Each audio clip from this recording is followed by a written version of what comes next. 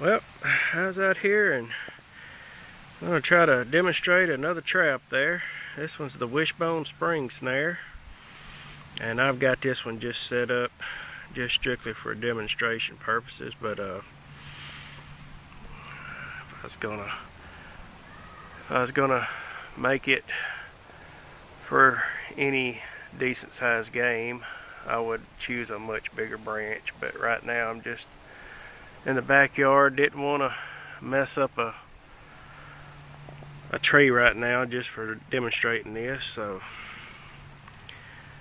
I thought I'd go ahead and show how it's made. But you can tell that this is the trigger stick right here, and this little wishbone looking one is the bait stick, so you can put you a little bit of bait right there on the end and it wouldn't take much. I guarantee you right now, if I had a little bit of peanut butter, I could probably put on there, and within just probably 30 minutes, as many squirrels as it is around here, I could probably have a squirrel in this trap in no time. But I'm not setting it up for anything live, even though this little old branch I'm sure would hold one, or it's a little tree actually, a little sapling I've got it on. Nothing much at all right now, but like I say, just for demonstrating this. And I'll probably make another little video here of the components of it. It's basically 3 components. You just drive a little stop in the ground and tie you off a little anchor point, a little loop. Then you get your snare line, bank lines, what I'm using, tied around a little trigger stick, and then you just mainly got to carve this little wishbone type looking branch out. But in proportion, that's about the size that you want.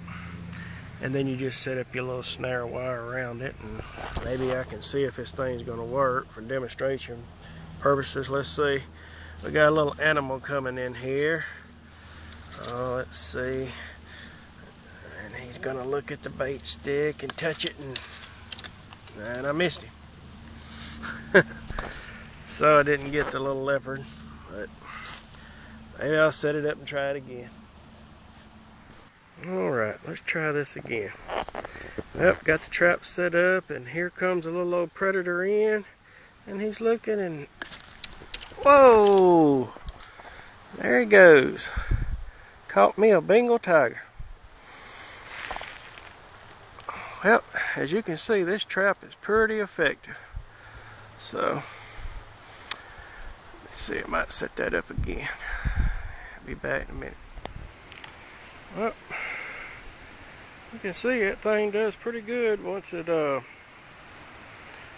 snares them. If it can do right. Now, they don't always work, but after looking, I see that wasn't a tiger at all. I grabbed the wrong one. This was a leopard.